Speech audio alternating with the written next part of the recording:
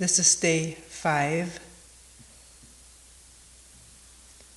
of the April 88 7-day retreat.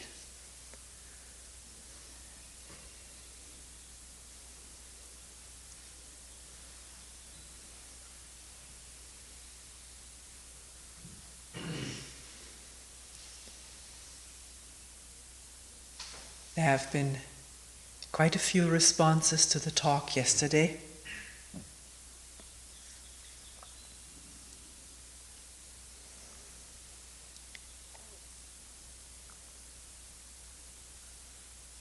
We began out with the question, why haven't I changed?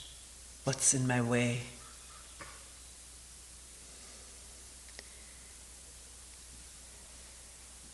And we talked a lot about awareness. And whether one really is aware or just thinks one is aware. And the difference between the two. The difference between thinking and awareness. Very important to understand for oneself as these processes, we will call them, occur. To be clear that a thought is a thought, and awareness is just that.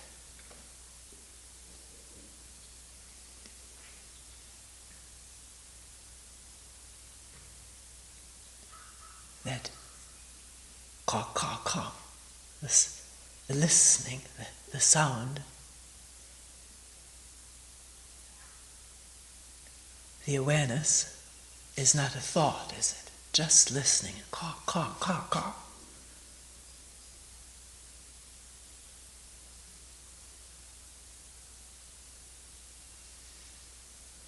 But there can be a thought. This is a crow. There are lots of crows here. This is a jay, a cardinal. Why aren't there some such and such here? That's thought. Right now, we can think about this.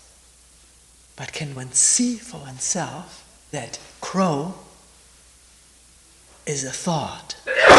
The thought of a crow, which involves a memory image, one can see a black something or other, flapping wings or alighting on a tree. That's memory right now. It's a thought. Whereas this caw, it's not a thought. It's just what it is. And when there's no thought, crow, in quotation marks, or I like them, I dislike them, many of them, few of them. When there's no thought, then there's just that. To see for oneself what's what. And more than just seeing a thought, also see that a thought almost instantly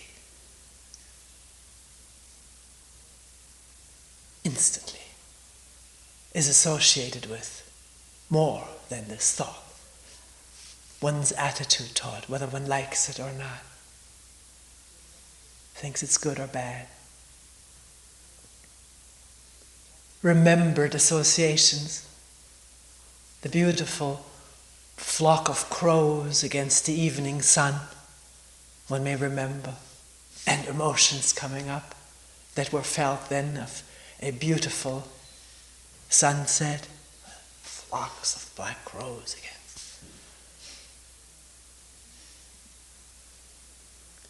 So to be aware for oneself, not only of thought, but the instant effect of thought on the total organism.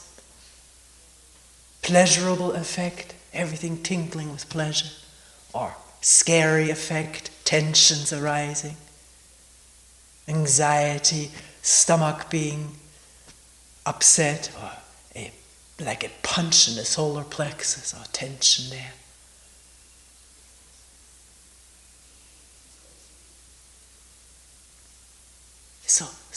So good to see that for oneself. What leads to what? And the physical feeling, maybe the anxiety felt in the solar plexus, generating new thoughts. I don't like that. How can I get rid of this? I must ignore it, or I must overcome it. Mind over matter. These thoughts generated by a queasy feeling in the stomach. And these thoughts themselves, if they are sort of heraldic, valiant, I must be a warrior, then the body accompanies that motif. Again.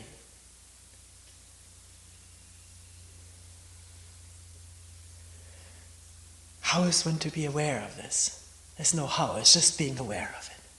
Not make a problem out of it. There's lots of things we can be aware of quite easily. It happens. More than awareness, of course, happens.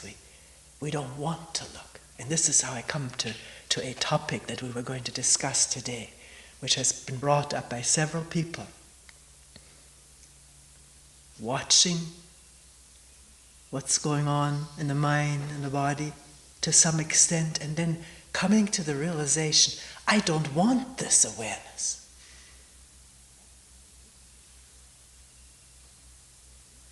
Something is holding me back. A resistance is arising. There's a fear.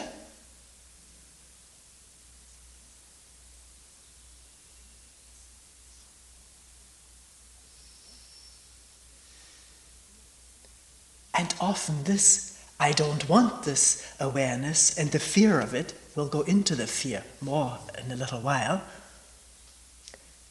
that goes alongside with the desire to be more aware. Almost in the same breath, one can utter these things. I'm so discouraged. I'm not more aware. By now I should be. I'm still dreaming.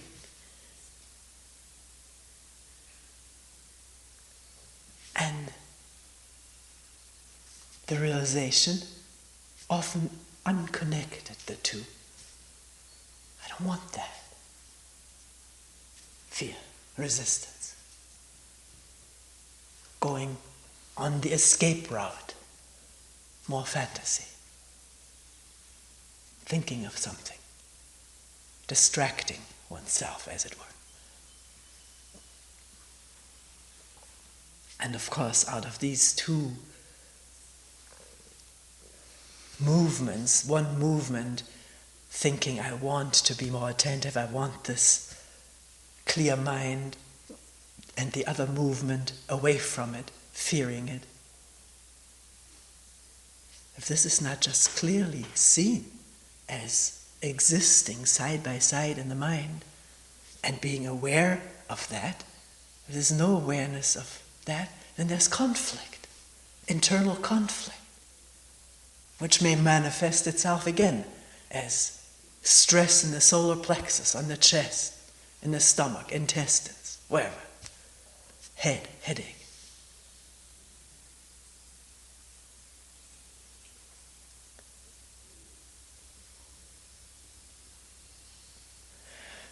Let's take under the magnifying glass, as it were, this fear of looking.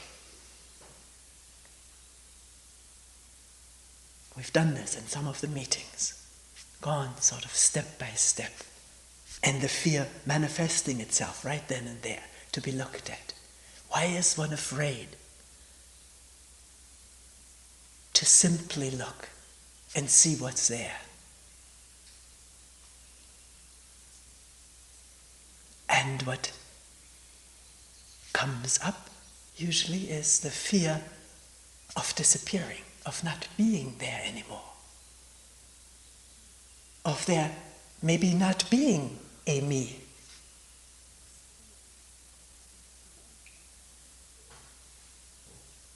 A fear of having to give up something, of losing what one is attached to.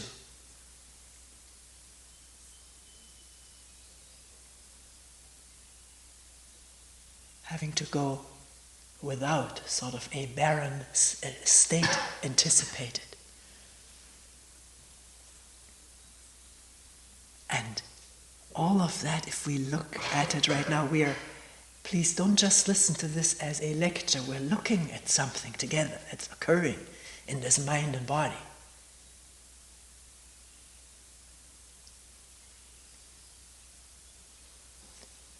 This fear of disappearing, of losing oneself, losing what one is attached to, maybe having to give it up.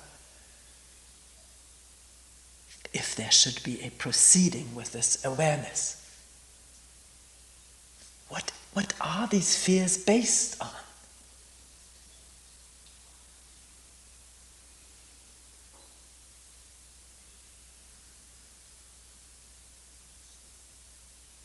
From where do they arise?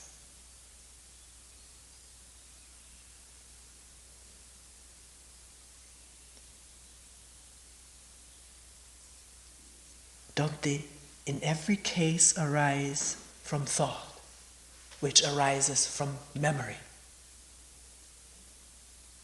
Not that one has experienced this state and remembers it and is afraid of that. It may not be the case at all. It may be speculative thought. Ideas about what may happen, or what this state without self would be like. It is left to the imagination to figure out what this would be like, and then saying no to that.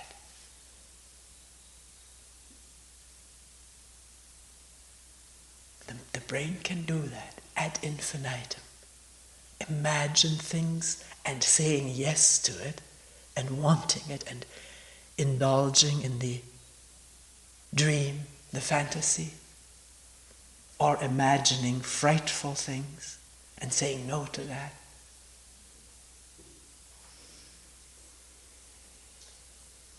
All the while ignoring what's at hand, what's underfoot, right in front of one, right here.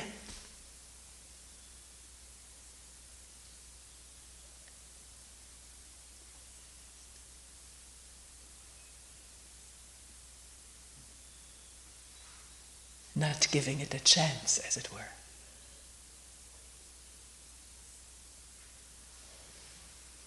Withdrawing, resisting before something has been actually tested out.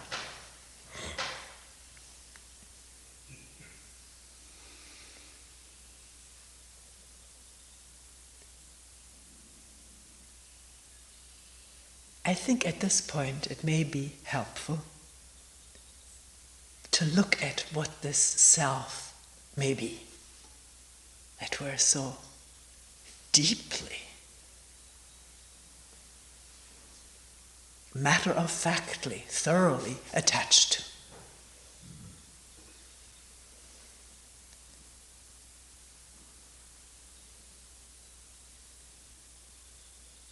Not in order to get rid of it, but in order to understand it, to be intimate with it. See it as it arises. See its functioning in all its grossness and its subtleties.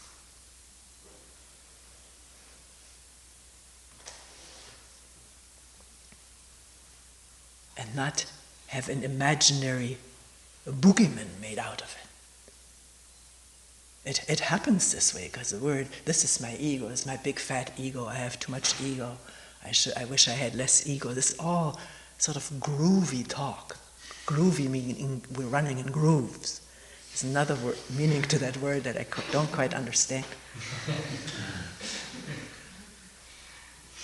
It's groovy. Meaning it's neat. Is that what it means? It's neat.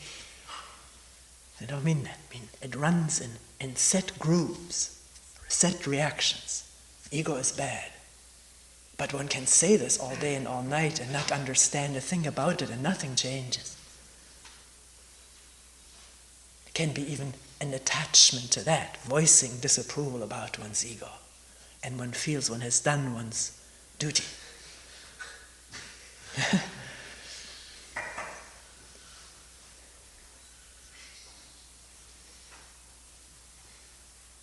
doesn't open up anything, does it? It doesn't bring any kind of revelation, discovery.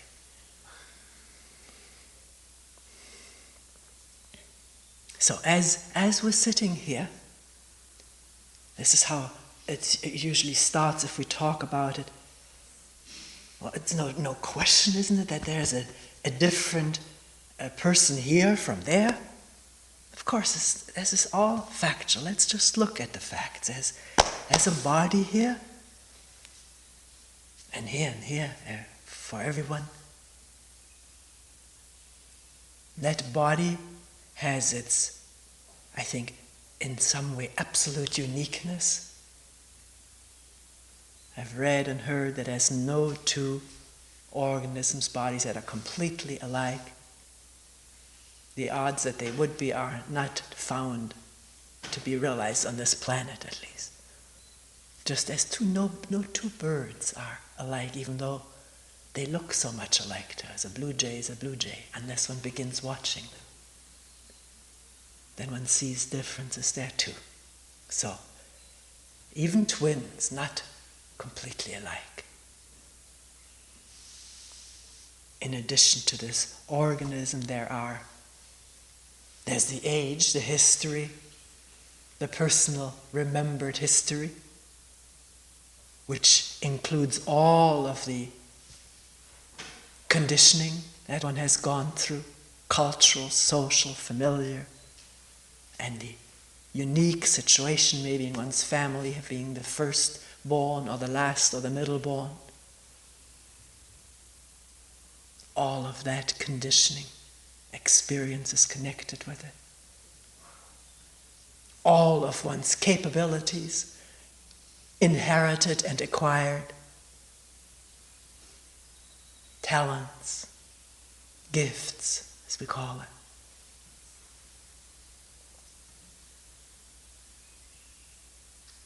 It's all factually there, cannot be denied.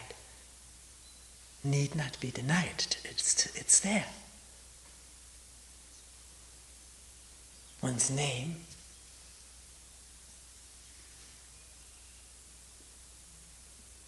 the fact that one was born in a certain country, maybe raised in a certain religious organization, maybe changed that in all the different conditionings going with membership in each religious organization. All, the totality of the conditioning, personal and also the racial conditioning, the societal, which goes beyond the personal. It's something that is in the air in which one grows up. The way one moves and looks at each other and values things. All of this somehow or other imprinted in this organism, in the brain, and the body itself also carries memories. The way we walk, hold our limbs, and the certain tensions and ways is all holding memory.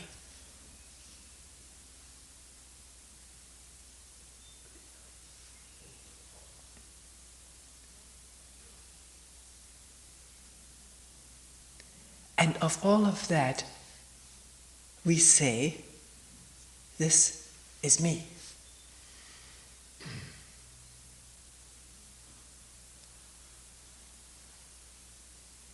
If this me is meant, in saying that, purely descriptive of all that has just been mentioned, and of course not everything has been mentioned, there's much more.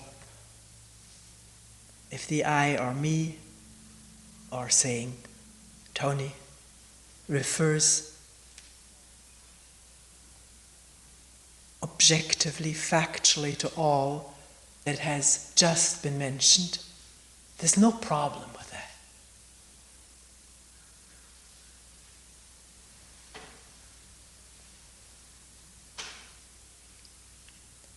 When does the problem start? Or let's not even call it a problem yet. It's already weighing it.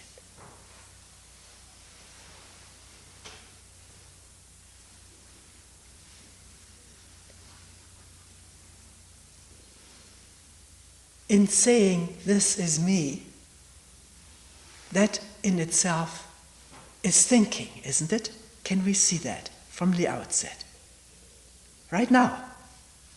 Thinking all of this, the body, the experiences, the memories, the talents, capacities, aspirations, this is me. That's thinking. Me is a thought. I'm not going very far, just saying this is me is thought.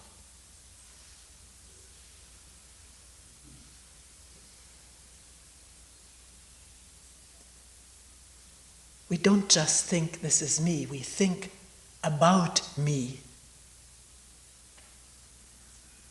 in certain ways. We have a picture of me, which is also thought. And that picture, many pictures, if it arises in the mind, evokes feelings. If one has a picture of oneself as being very beautiful, thinking of oneself in that way may evoke good feelings, pleasurable feelings. And one may evoke this picture any time to feel good about oneself, to have these good feelings. It's like looking into a mirror in order to see, is one beautiful? How beautiful one is. There's the ancient legend about the half-god Narcissus looking into a clear pond and beholding his image and falling in love with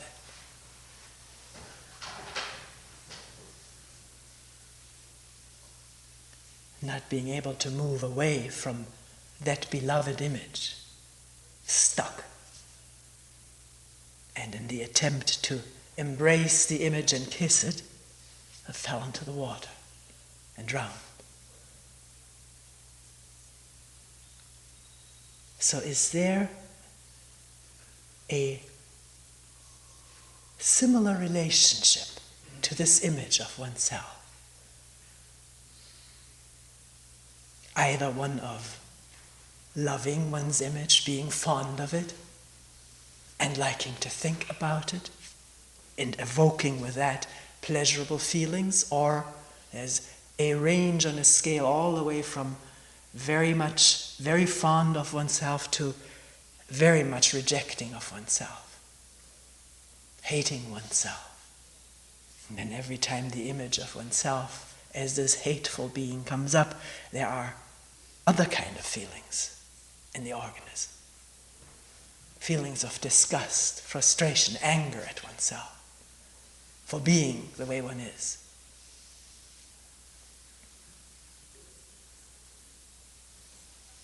Can one see that? Look at that. So much in our social intercourse, being together, talking with each other. We human beings like to talk about ourselves. What we did, how well we managed this. Maybe in comparison to somebody else. How good we are at this. How hard we worked. Why do we do that? Is this to dress up this image for oneself and for others and garner the good feelings that come from this process? Which, as we're talking about ourselves, something is taking place in the brain, as thinking about oneself, thinking about how does this look to others and imagining it looks good to others. One cannot, when one proceeds like this, not imagine that it may be a bore to someone else to hear that. Things other people are vitally interested in hearing about, how good one is. And because this is why one is saying it, for an imagined audience, not testing, looking, are these people really interested right now what I'm saying? If the eyes were clear, one would probably stop the story fairly soon, unless one really sees somebody's interest and says, tell me some more. Usually it's imagined audience, even though they're here, flesh and blood. Or if not imagined on the outside, then an inside audience for which we perform, which gives us approval, love, admiration. And in that process, inner energy is released. I don't know what the physiological processes are, but they could certainly be measurable because they're there, they're palpable. And to these flowing juices or energies, tonus raised, the muscle tone elevated or whatever, I'm not a physiologist at all, to these feelings, sensations, we become addicted. Just as to any other substances introduced through smoke, drink, drugs, coffee, tea, whatever, sugar. Thinking about ourselves, talking about ourselves, how good we are, how terrific, an attachment to an image.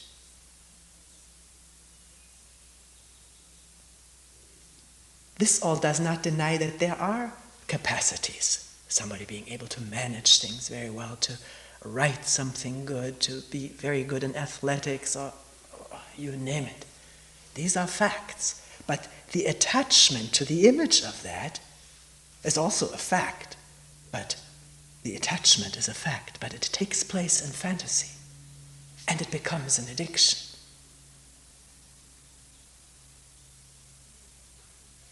Or the attachment to how poor one is, how bad, how mistreated, how ill, how incapable, what a failure.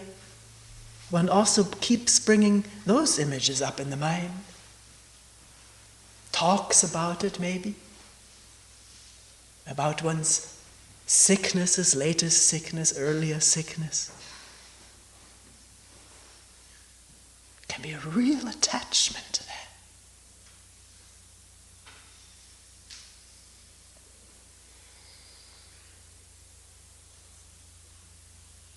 If one can't garner the attention from this imagined or real audience with one thing, one will get it with another.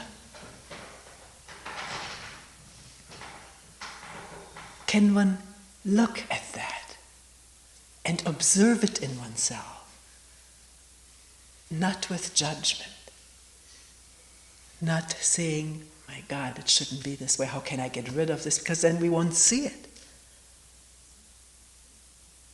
Then there's not going to be this real illumination of what is happening in the mind and an instant learning as it's seen. Learning about oneself from instant to instant. Not accumulating now a tremendous heap of knowledge about oneself. It's always there to be watched this moment. Doesn't need to be brought up in memory about what I all know about myself. It's always reoccurring, freshly.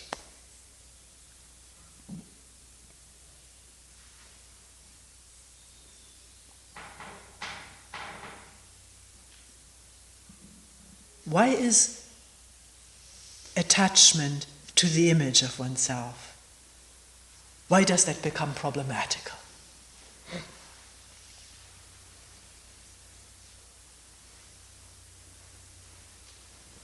So I have an image of myself, so I'm attached to it, like to think about myself. What's wrong with it? It's not right or wrong. Let's see how it functions. We mentioned a few days ago being with Benjamin in school and observing how everything the children were doing was in a framework of achievement, praise and blame. Sometimes the blame implied by not getting a sticker or not being praised publicly for being good at it.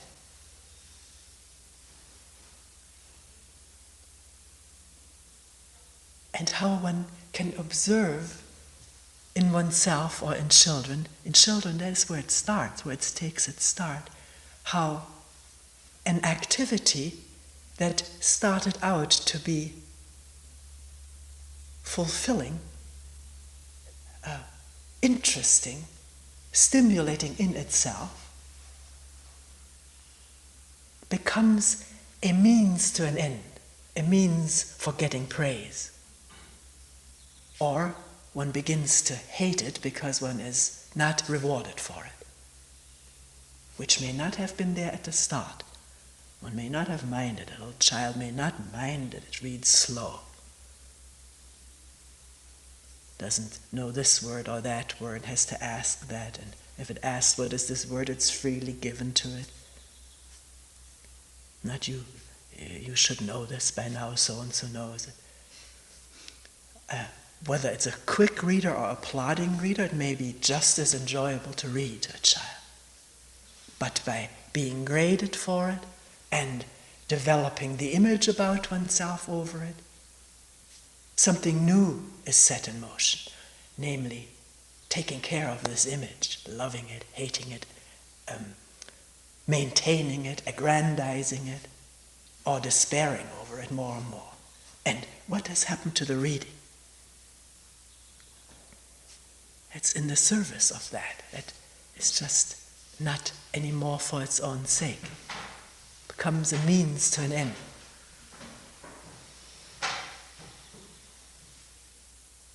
I once observed, I was last Christmas, I think I mentioned it, Ben getting a video game, which was quite a difficult video game, which was admitted by the fathers of the children who were there together, that they couldn't quite manage it.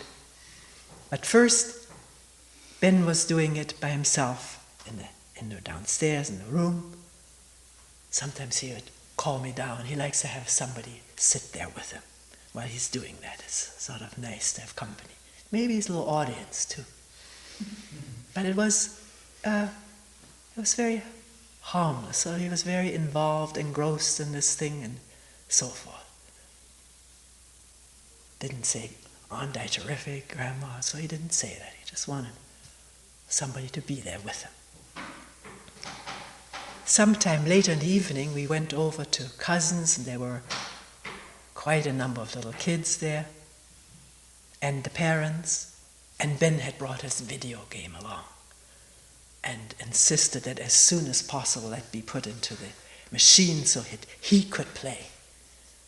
And of course the adults were gushing over his capacity, and he was looking around in a cocky sort of a way that I'd never seen in him before.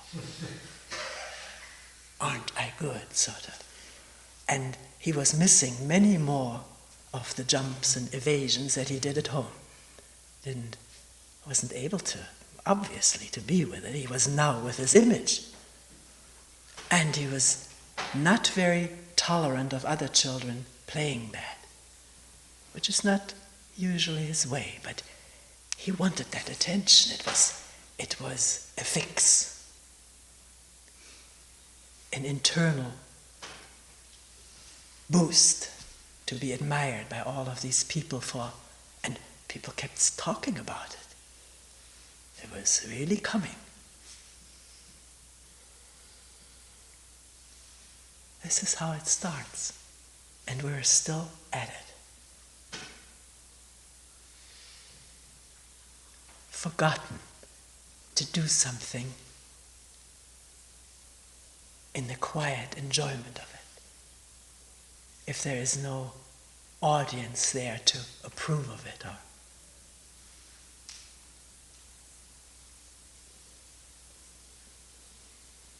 it's become a way of living, not just mentally, but also physically.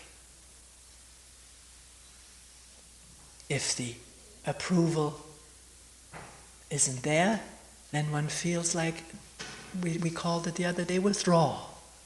Something that one has gotten used to isn't there, and then there can be the internal or the imagined audience produced by thought, in fantasy.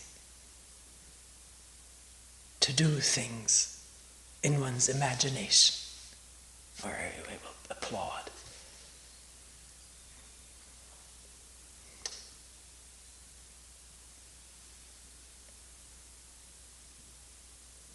We saw it in if we saw the Olympic skating, this real tragic falling of Debbie Thompson.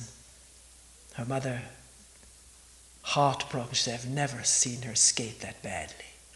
There's too much tension to produce, to be the star, to please all of these. Can you imagine? How could anybody even do that, manage to do that? It's unbelievable feat. And still be with it. There's a real human quality of not being able to bring it off.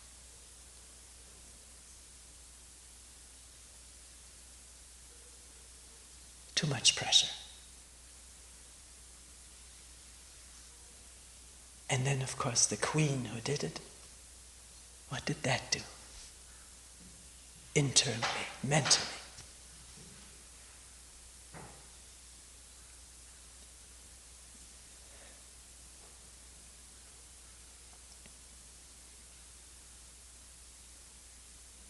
What are we? Are we just these images?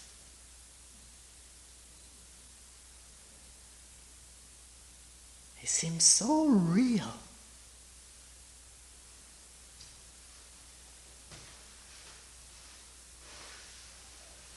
We have to defend them, we feel. Somebody put a note here asking, why are we so afraid of being judged? That's part of the question. Why are we so afraid of being judged or being criticized?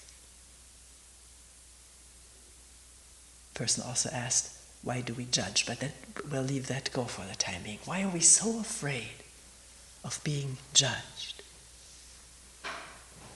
Being criticized? Why?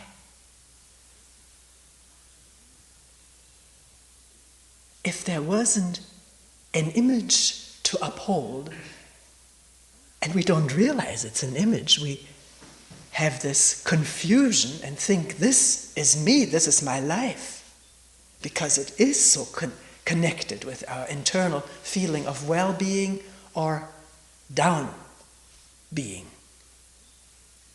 Because we're so identified with this image and its survival, its well-being. Judgment means danger of dying, of being annihilated, of being deeply damaged, destroyed, hurt. That's why we talk so much about it. See that this is an image. It's not your life.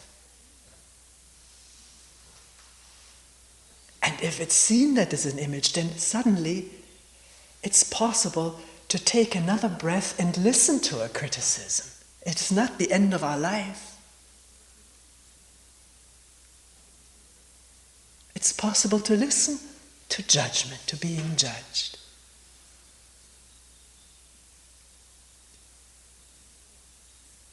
There's supposedly this beautiful saying of Jesus on the cross being maligned and hurt and made fun of and so forth, saying, "My Father, forgive them because they don't know what they're doing." Didn't take that personally. Not identified with some image there. And then one can see. And if one is criticized, maybe there's something in it. Maybe it's not just the other guy being in a bad mood. This is how we talked about it yesterday.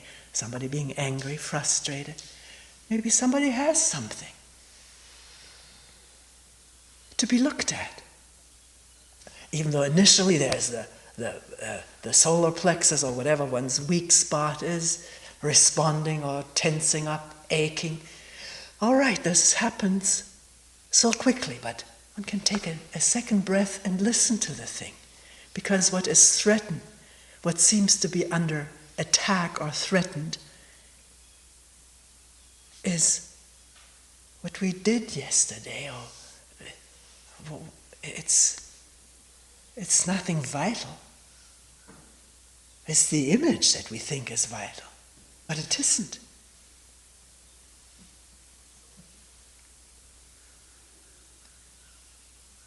The reason, I'm going off a little bit on criticism, the reason criticism often comes out of the mouth not very, either too gently, that one is sort of maybe a little bit nauseated by how friendly a person says it,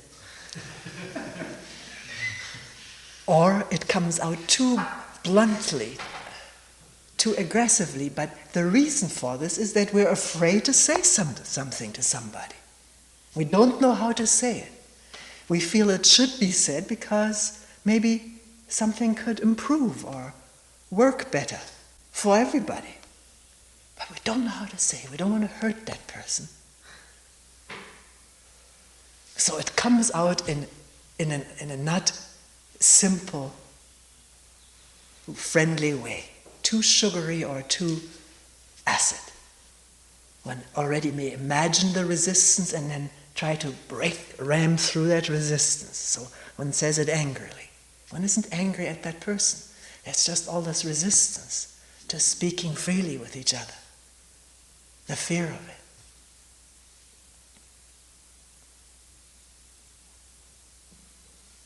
Can we consider that, all of that deeply, so that our relationship can have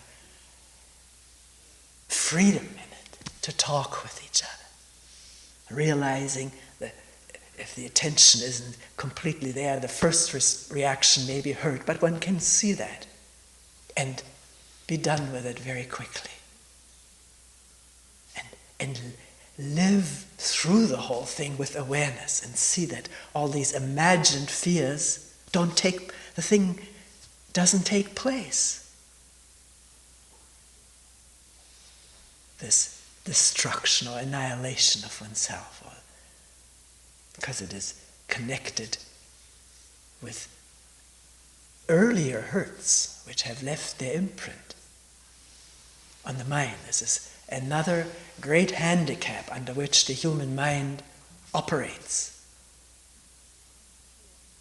The remembrance, consciously or unconsciously, of past hurts, deep grooves, deep connections and associations, ever widening associations with things that remind one of that hurt. And at the time one was little, well, the size difference is horrendous between a little child being punished or yelled at or hit by a tall or seemingly tall father or mother. That's life-threatening. It is.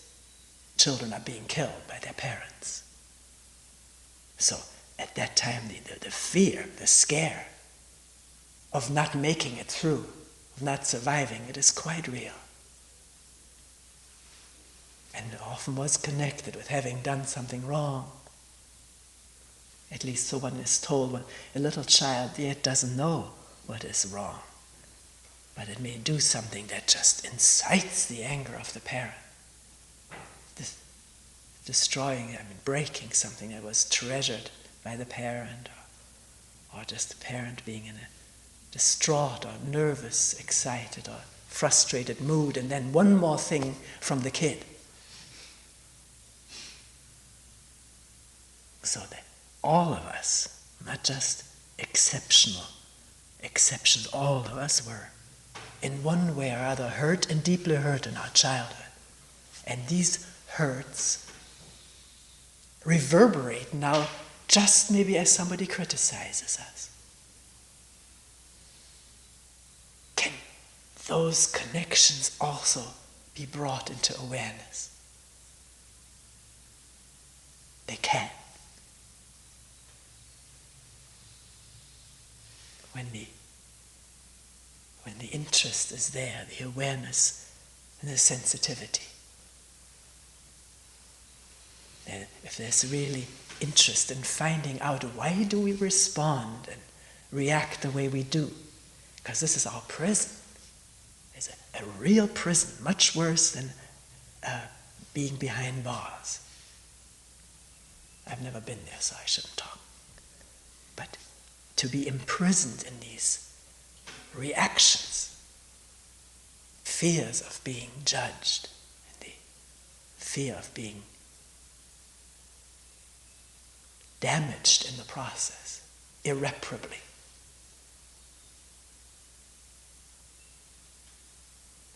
Can light shine on that, the light of impartial, non-judgmental awareness? Insight occur. And it does happen. People tell to me all the time. It's not a grandiose thing. Somebody just said the other day, I just saw one thought for the first time.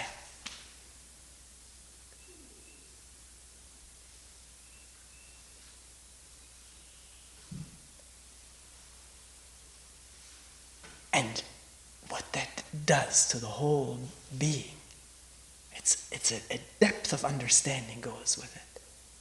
This is a thought, and this is its connection, this is its consequences.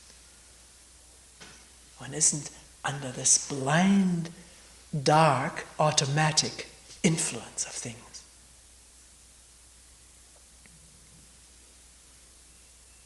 It can be seen, can be revealed in consciousness, in awareness.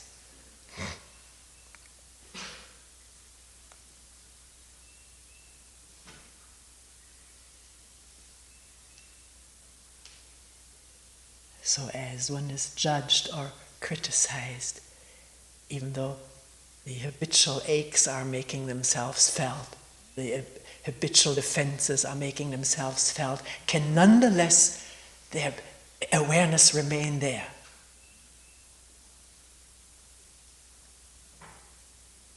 Not escaping. And that holds for our earlier question. All of a sudden, people saying, I don't want to look. I'd rather go through with the momentum of what's taking place. The momentum of the pleasure, the momentum of the anger, the momentum of the desire. I'd rather go through with this, flow with it, move with it, than pause to look at it.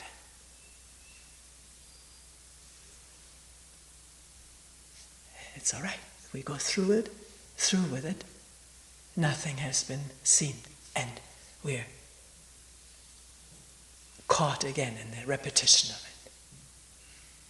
The mechanical repetition of it, time and time again.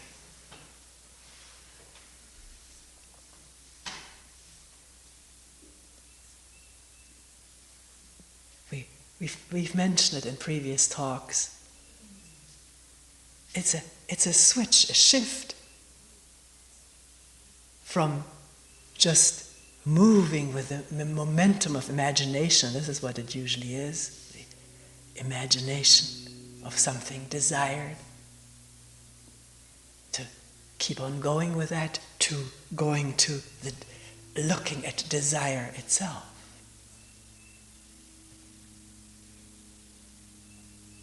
It's much more habitual and much more pleasurable to move with the object of desire and imagine and fantasize ad infinitum. But for a pause to occur and look at what is going on right now, what is desire? It's a shift. And it has nothing to do with willpower or suppression. It's shifting from this unaware involvement or caught upness, entanglement, and moving with to what? A good example is when one is hungry. Definite cues, physiological cues that there's hunger. Feeling a little bit weak, or the stomach feeling empty, certain pangs in the stomach. Feeling of restlessness, and of course the imagination producing food galore. Imagining spreads of food, what one would like to eat. And with that, one is no longer with what's really happening, the actual, factual symptoms or feelings of hunger. So if one notices that the mind is occupied with fantasizing food, which are the objects of this desire, can one wonder, well, what does hunger feel like?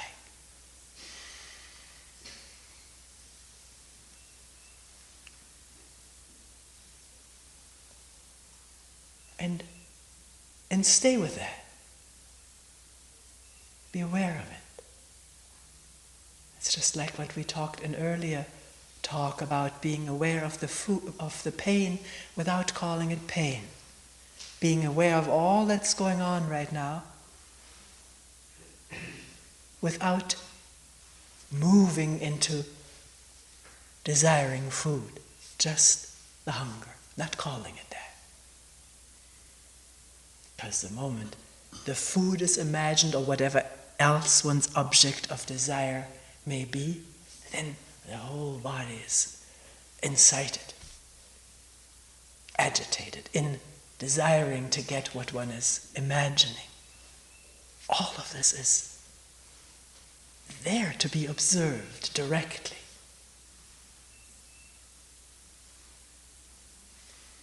So that one is clear what it means to be moved by desire. One sees what is going on, mentally, physiologically, emotionally. And with that comes a new, shall I call it, strength of being. It's a very dangerous word because it has nothing to do with willpower, moral principles. It is this intelligence that comes with awareness.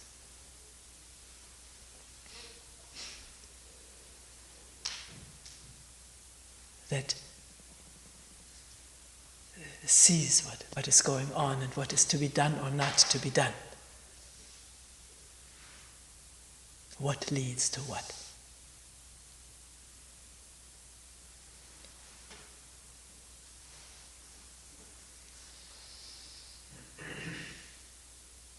So, coming back to a very original question,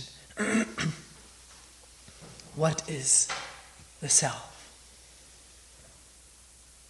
The attachment to self-image.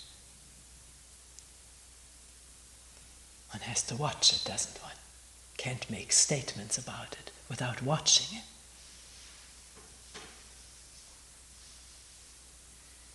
one's identification with the image of oneself. We talked about that at great length, which can be expanded to the image of the group one belongs to, family, social group, ethnic group, racial group, religious group, national group.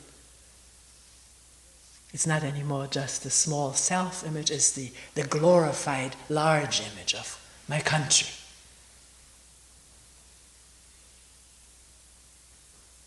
After the last Olympic Games, there was a lot of anger in Americans about the poor showing, in contrast to the Summer Olympics, where there's a tremendous euphoria about 65 medals.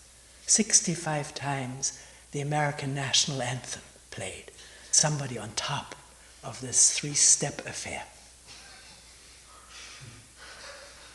It's all image, isn't it? And one identifies with it when one's national anthem is being played. That's me. That's being glorified.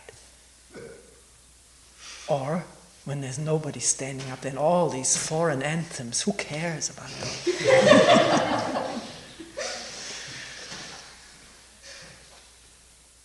People demanded action after that. Let's get our boys and girls up there again on the third step, at least on the second, but no, it has to be gold. You see, the national image, a lot of people participating in this. My country, my flag. I didn't realize it. I'd heard about it, but in the first thing we all had to do in Ben's class, little first graders, is put the hand here and pledge allegiance to the flag.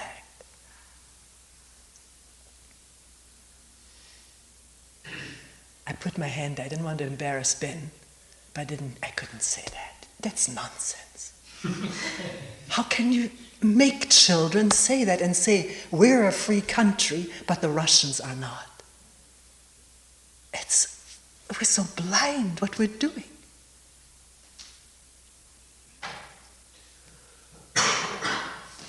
The image created of this flag and this sort of a posture, because kids weren't very lively in saying it.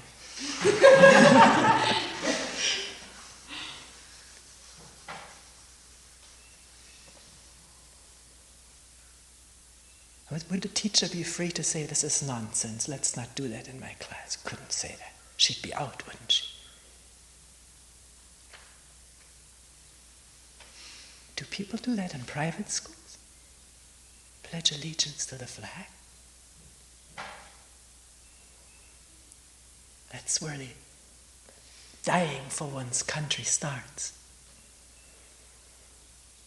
Do you see the immense responsibility we have when we have children to explain these things? Or will one just look the other way and say, okay, school, take it away? Or else these children will be raised to be patriots and soldiers, to kill for their country.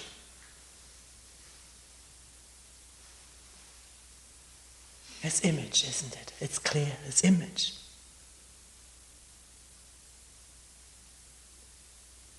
My religion. I'm going to die for the cross or for whatever all these symbols are.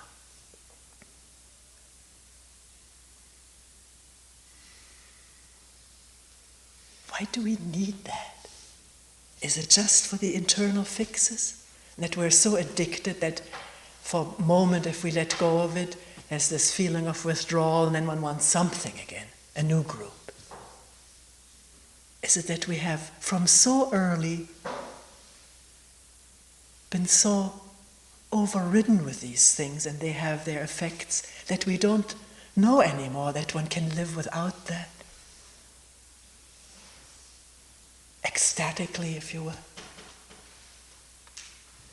One person mentioned that to me in a meeting. I don't know at all verbatim how it was, but sort of implying you don't mention how ecstatic it is, really, to be free.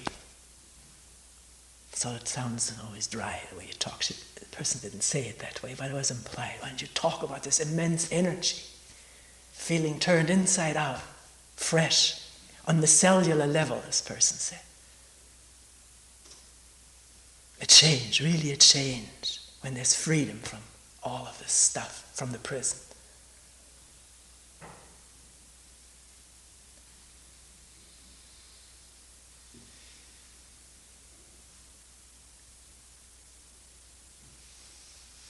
And here we're afraid of letting go of these images, because that's where we get our little fixes.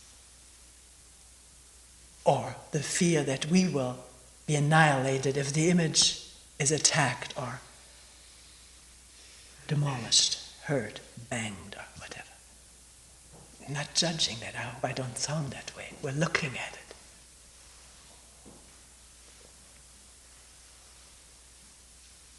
When one sees it, it doesn't need to be judged. The whole thing speaks for itself. And intelligence sees and speaks with a fresh tongue.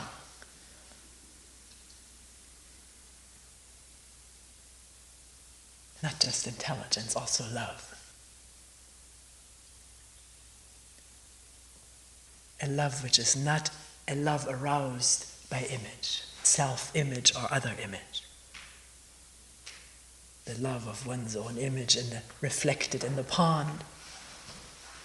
Or loving somebody because one has an image of what this person may be. One's Prince Charming.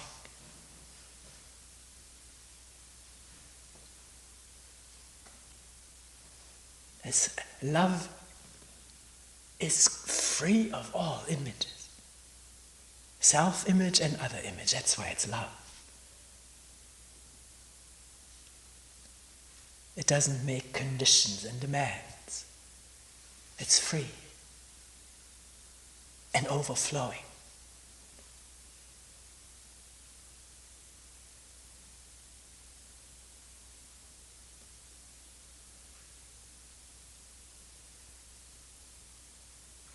Not to be bargained for or practiced toward. It's not that. We have to see how we're caught. We have to understand the present. See it, have direct insight into it. And with that insight, something changes.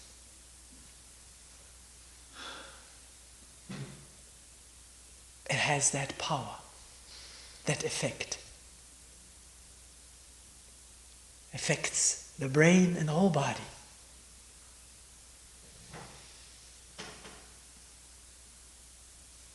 Not that one comes out a completely new person or so. That's why I don't talk about it like this. It's the first time I have. Not to make an image out of that and now strive toward that image. What we need to do is see what's there under our feet, under our nose.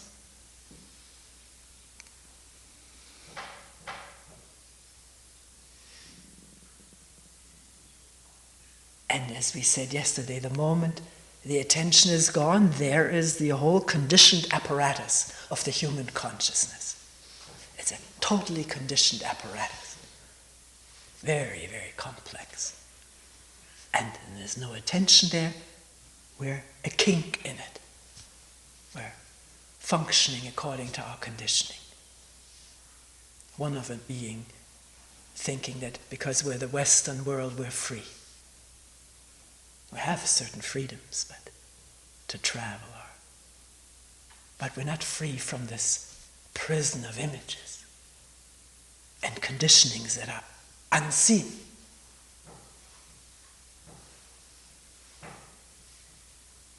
That has to be seen from moment to moment.